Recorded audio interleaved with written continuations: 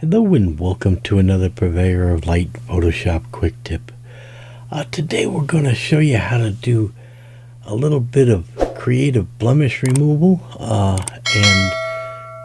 Photoshop has advanced so much. Now we have multiple tools at our disposal to help our job just that much easier. And so we have our picture here, and we can see we've got a lot of work to do on the blemishes. And in portrait retouching, there's just no way around doing all this work. But luckily Adobe has put in some AI into the thing to help us along with this. So I'm going to just go in and duplicate this background layer. Command Control J puts a duplicate on there, and that's just for safety and unbeing and doing. And I'm going to go up to filter, and I'm going to go to neural filters. Okay, and I just want some help. I know you can't do everything automated, but I'd like some help with skin smoothing. I think that would be a good place to start. So activate that, and then you have just the amount and the smoothness, and you can come in and look around. It's giving you the square where it thinks the face is. And so just the amount slider, and you can watch it go how much is depending on your picture. And you can see, now I'm going to do the before or after here. There's the before. Look at the skin complexion and the blemishes, and the after. I mean, do you realize how much work the AI has saved me just in that step alone?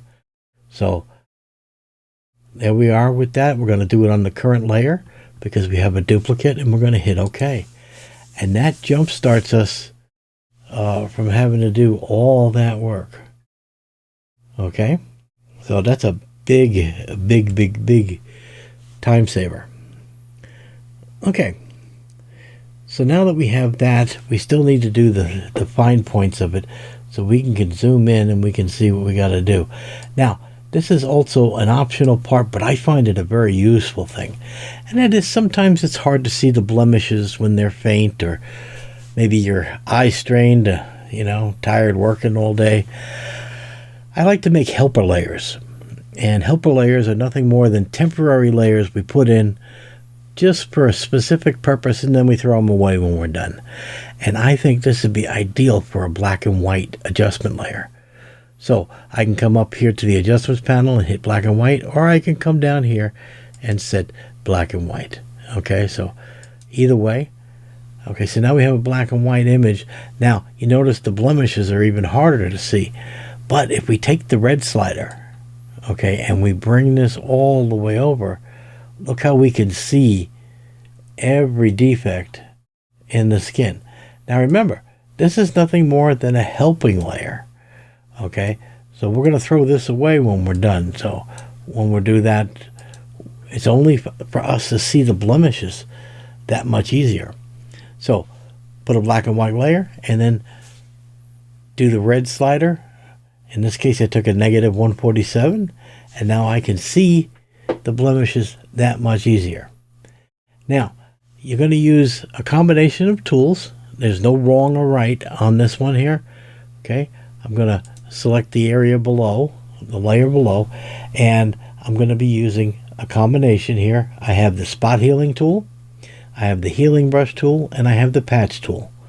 Okay, so these are what I'm going to use. I'll start out with the spot healing brush. Make your brush just big enough with the square left and square brackets, just big enough for the blemish, and tap. And that usually works pretty good. If you have to, you can come in, go over an area twice. Okay, and you can do some things. Now, if you want to use the patch tool, okay, what we do here is we select that, we pull this patch tool, and then you just turn around and draw around the area you wish to patch, and then you just drag it to a clear part of the skin and let go. Okay, and if you don't like it, you can always drag it to another until you find a good match. Okay, entirely up to you. And you just go through the thing. Now, I'm not going to bore you here by me going through it here. I'll just go ahead and fast forward the video, and when I'm done, I'll come right back and we'll continue on.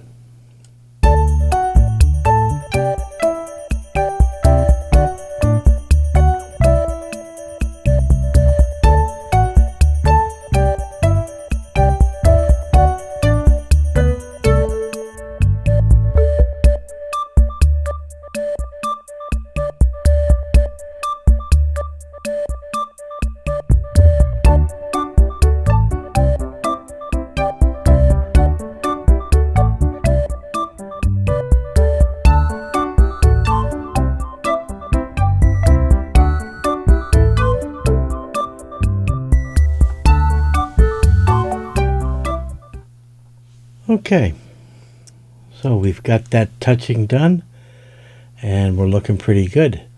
So combination of the AI neural filter and our basic tools of spot healing and patch tool, we were able to do a pretty nice job.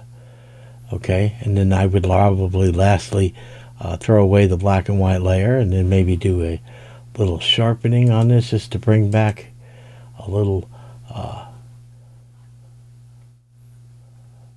more detail.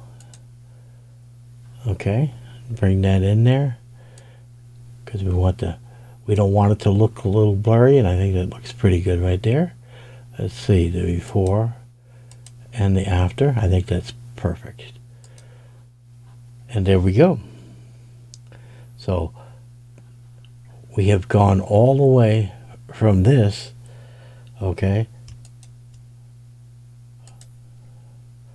to this is where we started, okay, and this is where we ended up.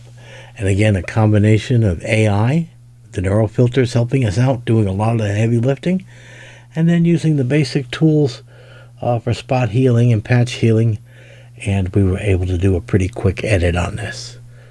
Okay, so try this combination. I think you'll like it. The AI does save you a lot of work, especially when you have a lot of work to do. Okay, until next week, you guys take care.